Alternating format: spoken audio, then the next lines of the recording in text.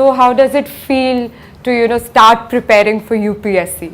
How does it feel that finally I am embarking upon the UPSC dream? Any anxious? Okay. And any other emotions which come to your mind? Anxious is a very good emotion that will remain throughout. UPSC is one hell of a roller coaster ride. It will not only, over the time you'll realize, it will not only expand your knowledge base, but it will also transform you as an individual. Suddenly you'll become that individual who can sacrifice a lot of things, who can sacrifice going for movies, who can sacrifice meeting friends, who becomes very disciplined, wakes up on time every morning, studies for a substantial amount of time, and suddenly you'll find yourself that you're a person who's suddenly developing opinions when all of you must have started reading the newspapers. Okay. Newspaper reading is probably the heart and soul of this examination. And for the past couple of years, the trend of UPSC has been such that nearly 60 to 65% of the questions will come from the newspaper. Your prelims as well as your mains and interview is current affairs based. For starters, for instance, we've just begun taking classes. So the best thing you can do during classes is, of course, listen very attentively, that we all know. Take down notes properly, that we all know. But also, when you go back home every day, you revise it. A lot of times what happens is the teachers are so good, the faculty here is so good that we understood things in class, and then we thought that okay, we've understood, now we don't need to revise it.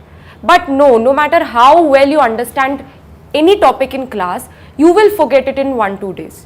So if you don't go back home and revise what was taught in class, it does not make sense. So your task never ends by just attending the coaching. Yes, you go to the coaching, learn, understand, take down notes, but when you go back home, you have to do 50% of the leftover work. You have to go through your coaching material. If there's a foundation book, for instance, if we are dealing with polity, so you need to go back home and do that particular chapter from Lakshmikant, memorize it, and that is when your work is finally done. Coaching, of course, is very important, but what is even more important is self-study when you go back home. Now, when we come to prelims, let's start with prelims. The most frequently asked question to me is, how many hours do we need to study?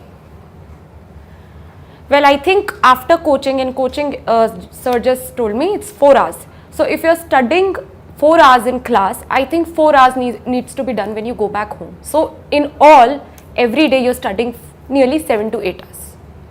And that is the requirement of UPSC. Now, 4 hours, of course, you'll be dealing with whatever subject is being taught in class. Now, when you go back home, of those 4 hours, at least 1.5 to 2 hours will be spent in newspaper.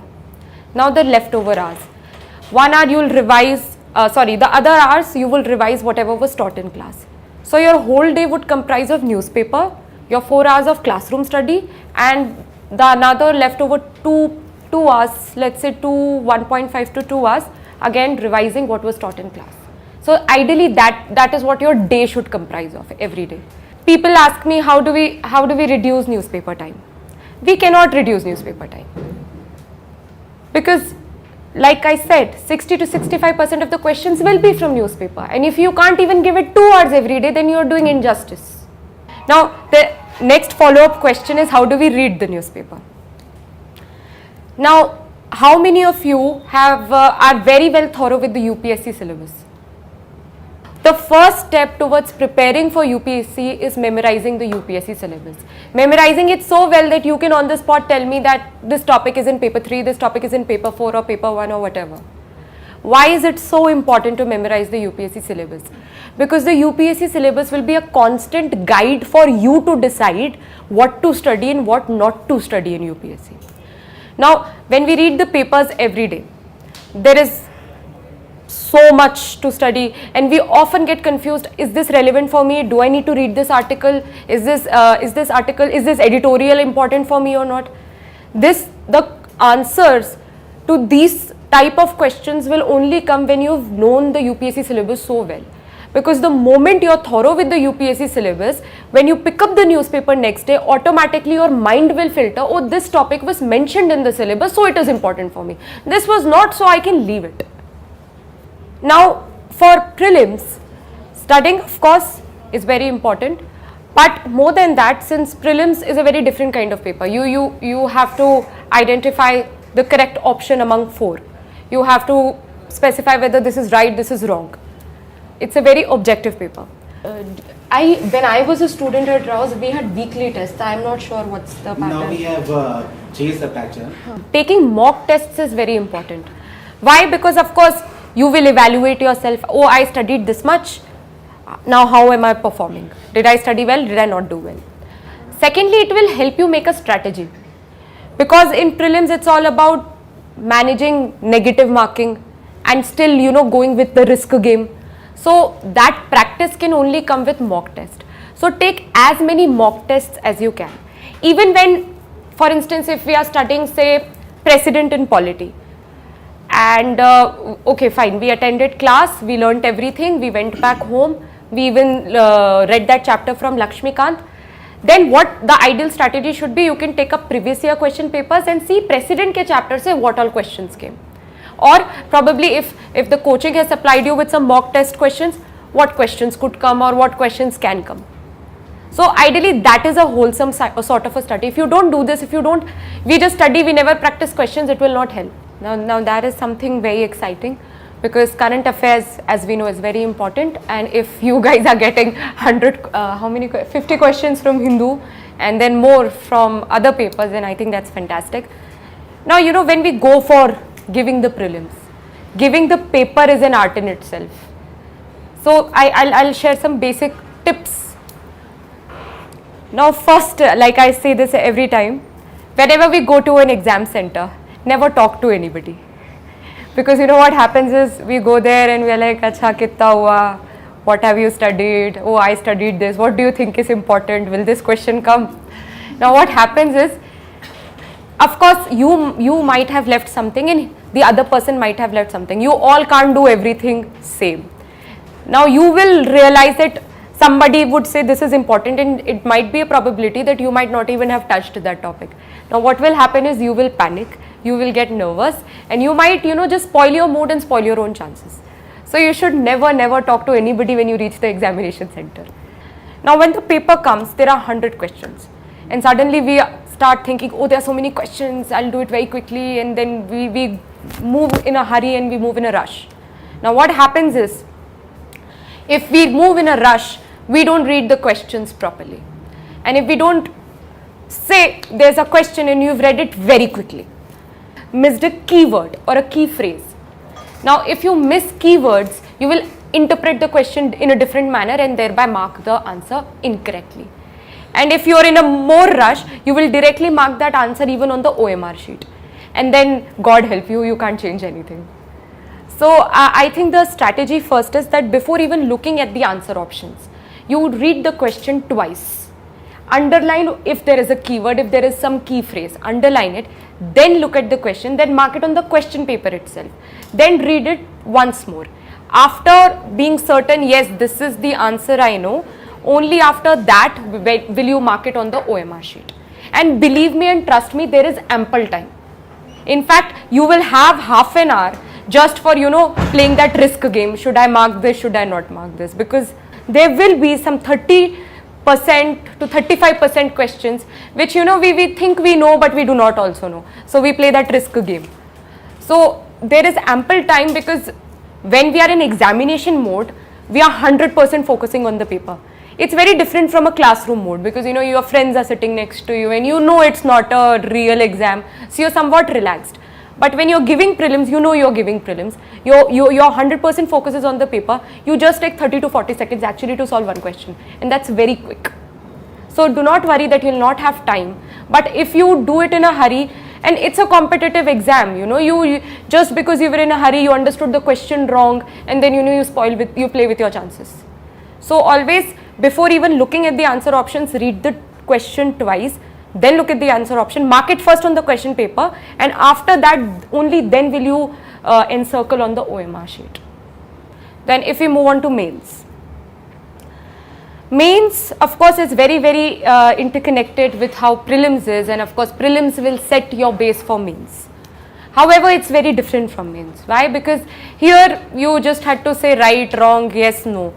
In mains, you are supposed to have opinions. You're supposed to tell the examiner what you feel about the issue. You're supposed to analyze the issue. You're supposed to critically evaluate the issue. So you are somehow projecting yourself as well to the examiner. The examiner can't see you. He is going to judge you through your answers. So you are supposed to have opinions and beliefs, and and how do you project yourself to the examiner? By writing well. And how do you write well? By practicing answer writing. Now a lot of us, especially who are from the technical background, for a lot of time you guys have not been writing answers, and if you don't practice writing answers, then it becomes very difficult. Why? Because the mains examination is very tough.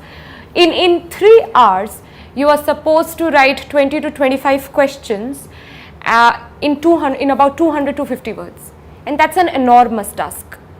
In fact, I'll tell you my own experience. When I gave my first mains mock test series, out of 20 questions, I could only do 14 in 3 hours, in 200 words. And I also remember the time when I gave my mains exam, and the ethics paper during my time was very long, very difficult. I was the only person at my center who could complete the examination. So, and how was that possible? Because I did a lot of answer writing practice. Not only how to write a particular answer, but how to write answers in an examination framework.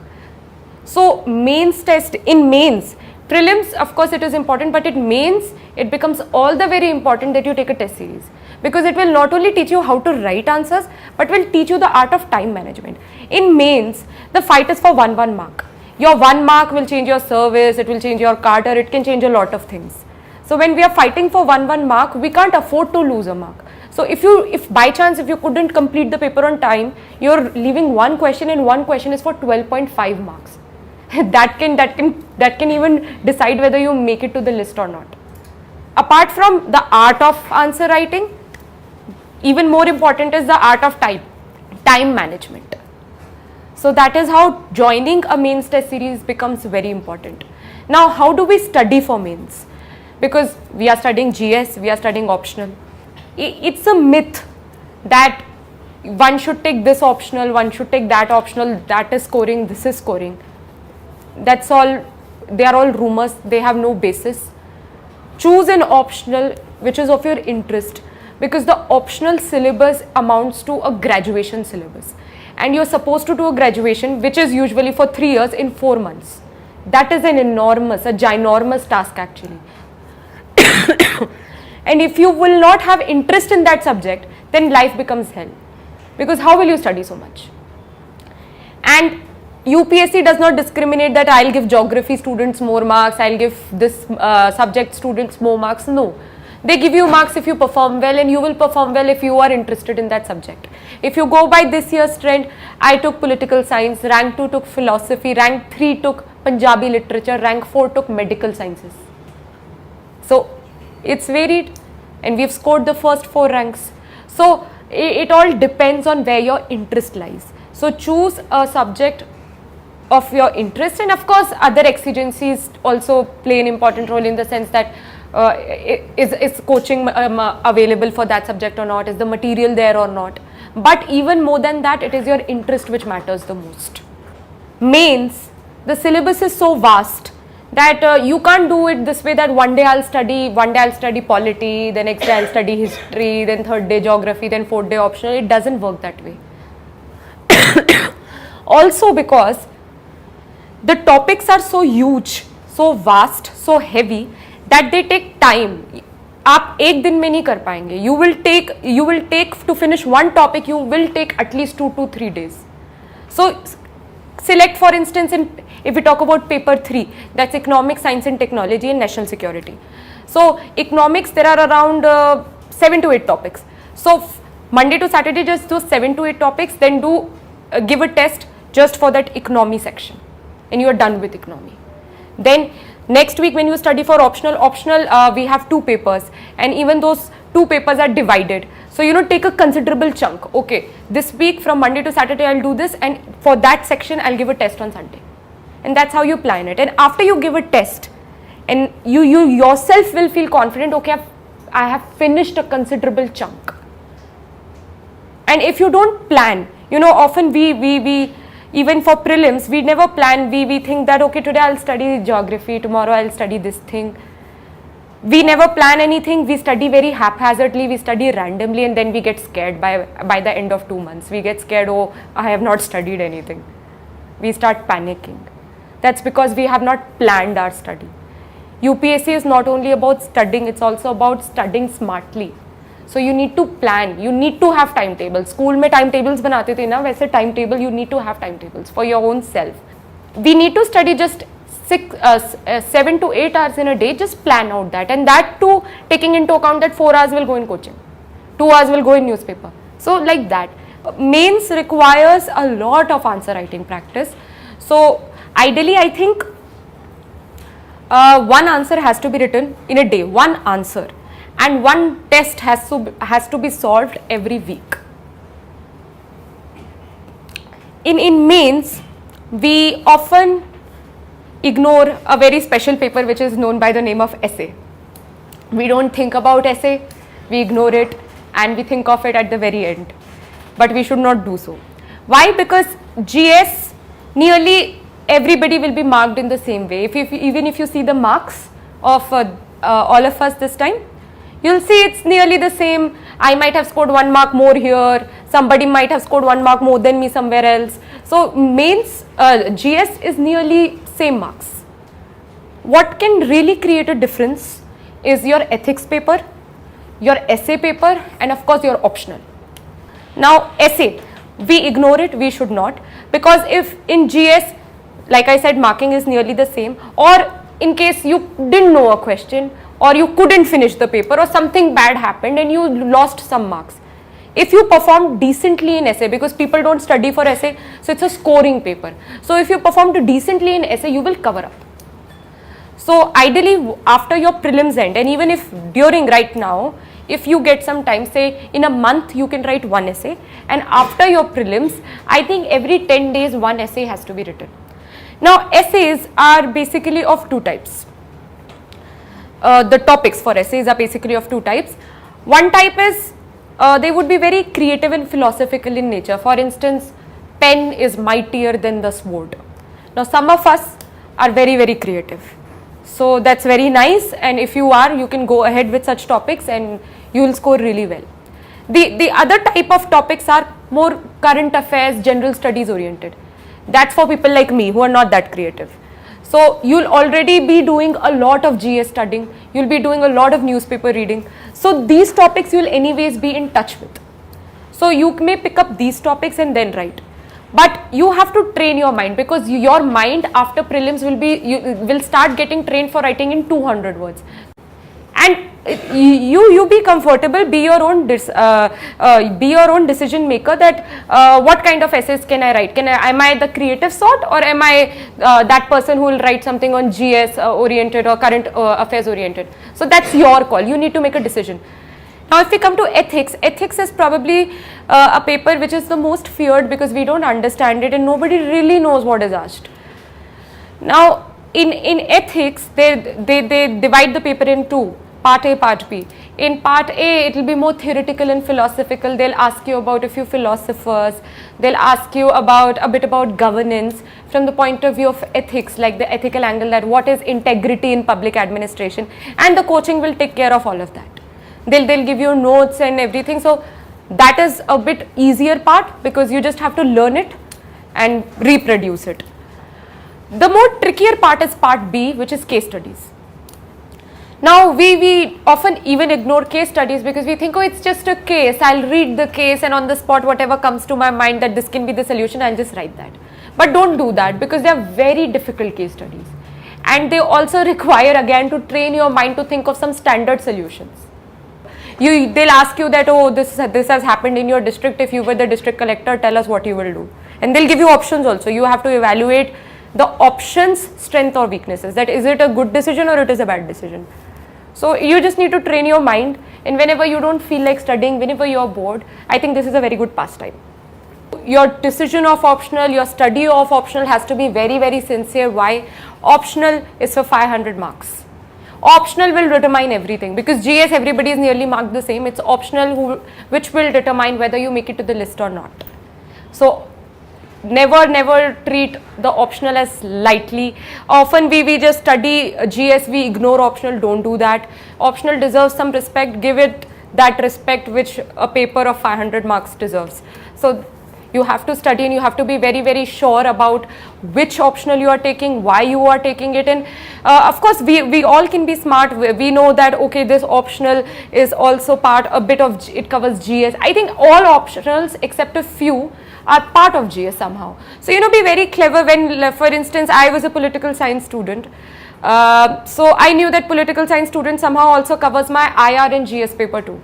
So when I used to study for that, I simultaneously ensured that my GS paper 2 was also getting prepared. So be smart, and nearly every optional has some portion in GS. So identify that and try to, while you are studying that, also try to cover that to save your time. UPSC interview is the most scariest moment of your life. You literally feel so anxious, so pressurized that nothing could prepare you for that moment. In fact, when you are in that sitting area and you are walking from that sitting area to the interview boardroom, you actually constantly pray to God, just kill me now, or just make me disappear, and you have such thoughts, because it's very scary. This thing goes in your head that, oh, this is it. This will determine a lot of things. This will determine my rank, my service, my cadre, or whatever. This is going to determine a lot of things. And what if I don't speak well today? What if I don't know the question?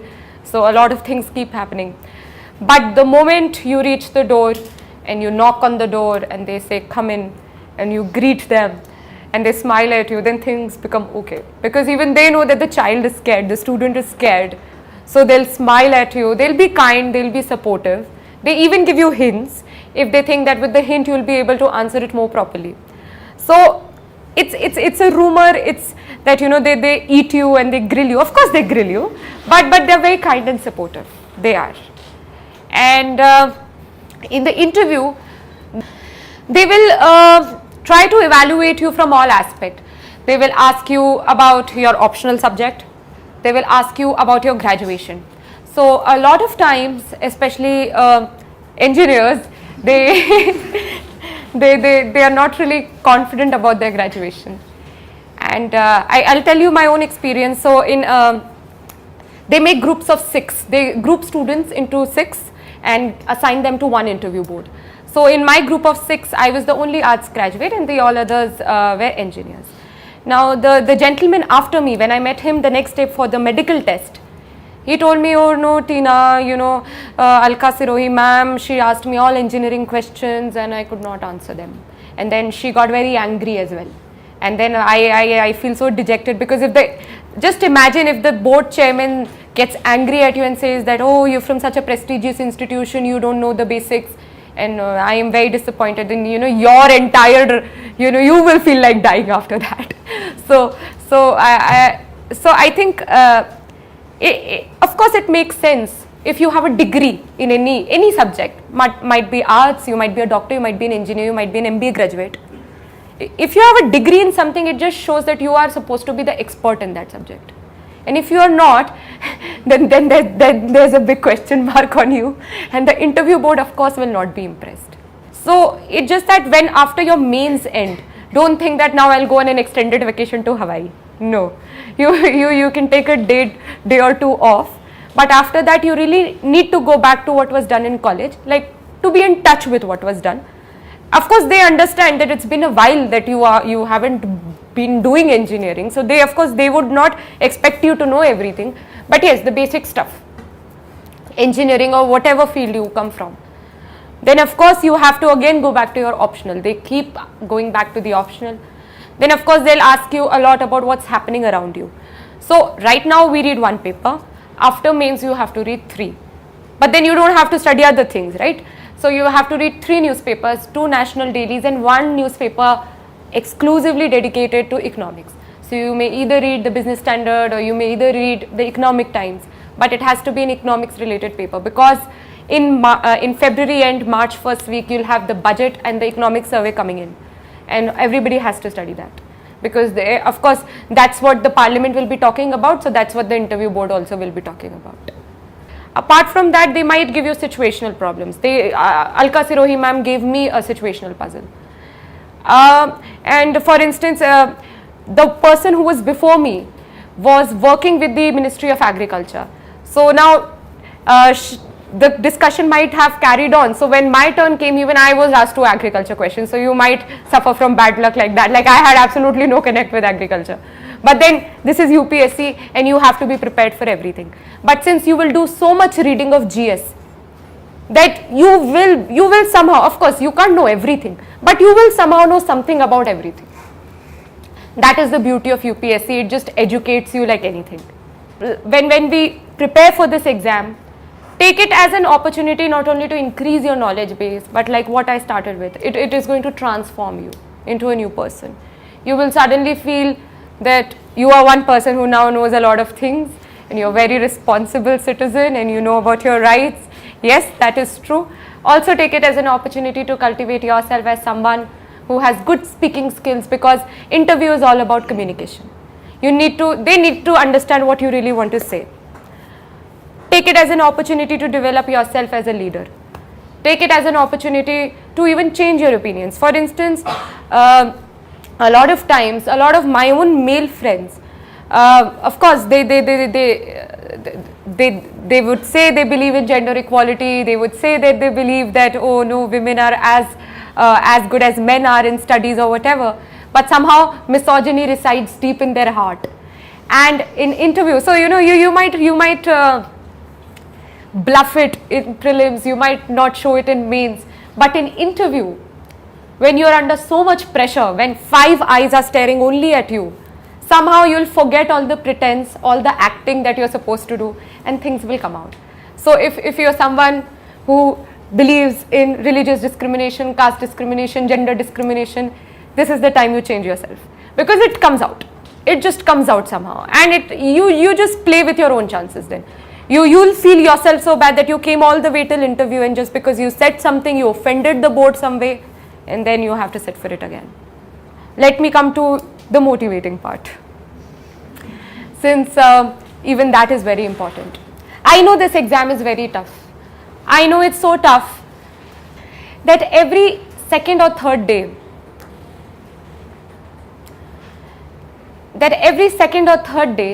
you would feel that it's too much, I can't take it, I can't do it, this one knows more than me, this one asks more questions in class, or there are a lot of negative things which come into our mind. And when we see our counterparts, when we see our friends who are probably pursuing masters or who are in jobs, we see our boyfriends, we see our girlfriends, and we don't feel good about ourselves. And believe me, that's true, that happens to everyone. This is a very difficult journey, and all of you are very brave that you've decided to undertake it. Not many people have those guts. And always whenever you have that demotivating day, when you don't feel good about yourself, just remember this happens to every aspirant. Everyone who's sitting next to you, if you're feeling this today, he or she will feel that the other day. So it's very normal. Just think it is part of the process of giving the UPSC examination, feeling bad. So feeling bad goes along with giving UPSC examination. And I was fortunate I could do it in my first attempt, but I have been traveling across the country, and I've been meeting a lot of people, a lot of selected candidates, and I will share only one example with you right now. So some 20-25 days back, I was in Hyderabad, and I met this lady officer who's got selected along with me, and her story is truly inspiring, and her story is really heartwarming. It touches your heart. So this very lovely lady got married really young, and even when she was with her parents before marriage, she used to be discriminated against her brothers. Her brothers were given more educational opportunities, more love and attention, which is the usual case in India in general, many a times, unfortunately. Now, they got her married, but she was very interested in giving civil services. It was her passion, it was her interest, she wanted to go for it. But even her in-laws did not support, her husband did not support. So we keep on hearing a lot of examples where, okay, the financial circumstances were not right, but family supported. Here, neither the financial circumstances were good, neither was there any support, nor from her parents, her brothers, her husband, her in-laws. But then this girl wanted to give the exam. So she still, fought against everybody, and she said, no, I'm going to sit for the exam. So she gave her first attempt and she failed. Now again, we know how the rishtedars are, how everybody is like, तुमसे कुछ नहीं होने वाला, घर बैठो, खाना बनाओ, बच्चे पैदा करो. But she wanted to. She gave a second attempt. Again she failed. She had to listen so much from her parents, in-laws, everybody in society, everybody. Then she sat for her third attempt. She again failed. And her husband started living away from her. And that's something big, I think women here will realize. But she wanted to become a civil servant. So she gave a fourth attempt. And finally she made it. And she's got selected into the Indian Foreign Service. So, that's the passion we are talking about. Because, the routine gets boring. You get up every day, you study so many hours, you go to coaching, you come back. It gets boring after a while. And then, your mind starts getting distracted that, oh, I don't want to study. So it is, of course, very difficult. But if you have targets set for every day, like I used to plan things for 3 months in advance, that for the next 3 months, this is what I'm going to do every day. The scheduling took a whole day to make, but then for the rest of the 3 months, I was pretty sorted. So when I had targets every day, that okay, today I'm going to complete this, and if I don't complete this today, then my next day target is also there. So I'll just have so much backlog. So if you have targets every day, if you have planned, if you have some planning, you have some timetable, you have some schedule, then things become a bit easier, and you're more easier in the sense you're able to force yourself to study. That if I don't study, then this will get, I will not finish this, then iska backlog ho jayega. So if you have targets every day. So one thing which always helps is that for answer writing, we follow a standard format in which there will be 2 to 3 lines of introduction, then there will be a main body, and then we'll have again 4 to 5 lines of conclusion. So if you follow this format in every question, in every answer, the good thing is you're trying to project to the examiner that you're very logical in your thoughts, you're very organized in your thoughts. So one thing you can do is this. The next thing is, a lot of times, because UPSC would never ask you direct questions, they'll ask you very twisted questions. So actually the real fight is to understand what they're actually asking. So I think take 30 to 40 seconds just to understand the question, what exactly is being asked, and then try to elaborate that in the answer. So people who understand the question well, they get good marks, and most people we just start panicking just by looking at the question, and we don't really take out time to understand the question, and then we write anything and we don't get marks. So that is the second thing you need to be careful. If you practice one answer every day after your prelims, I think in a month you'll be able to write good answers. But it takes a month, so don't get disheartened. And of course, when you'll begin writing, you'll take nearly 15-20 minutes for one answer. When in fact in exam you only get some 6.5 to 7 minutes. But that will happen when you are writing your mains. So don't worry if right at the outset, right at the beginning, you're taking 15 to 20 minutes. It is natural. Everybody does that. And gradually in a month, you'll be cool with it. Making notes is very important, because even it's a scientific fact that you'll be able to remember something which was written in your hand and not printed text. Yeah. So it even works that way. You somehow recall more if something was written in your own hand, by your own hand. So, but at the same time, a lot of time, what happens is you read the paper and you feel important, I'll write it down, and we end up writing the whole paper down. And it takes like 5 hours, and then we're like, ab kya kare, din waste ho gaya. So we can't even afford to do that. What I used to do is, and my advice to you is, that you read the papers every day, 2 hours, very religiously, regularly, even underline, it's fine, just underline. Don't do anything, underline, because when we underline, we sort of even underline it in our brain that, okay, this was important. We underline it, and by the end of the month, when we get the current affairs supplement from the coaching, it gets very easy to learn that. You will, a lot of people think कि अच्छा ये तो current affair magazine मिलती है market में या material है coaching का, so what's the point of reading the paper? There is a point. That point is that you will never be able to memorize that coaching material if you've not read the paper every day. Right. So paper every day keeps that stuff in your head so that when you really have to memorize and analyze and the coaching material, वो तभी याद होगा. Because of course coaching will identify only those topics which are exam relevant, and even you will be following them every day in the newspaper. If you don't do that, you will never be able, you will forget that, and you will find memorizing current affairs a very big task. So that is one thing. About what notes to be actually make. Yeah, because suppose we are reading editorials and also there are certain viewpoints which can be used later on in analysis. So you can of course, that is one very good thing which has to be done, that whenever you find say somebody like, let's say Amrita Sen only, he writes an article and you, oh, this is something very wonderful and I need to take it down. Of course you can take that down. Apart from that, we know there are some topics which are important. For instance, during my time, smart cities and urbanization, that was very hot, and everybody just used to every day report about that only, and we knew some question will come. We were also aware that okay, this is something upcoming, it might be relevant for the exam. So this is one topic. So just following that topic in writing, and every day if things are being reported, that means just one line will be important every day. So just pick up that one line and write it down on a paper.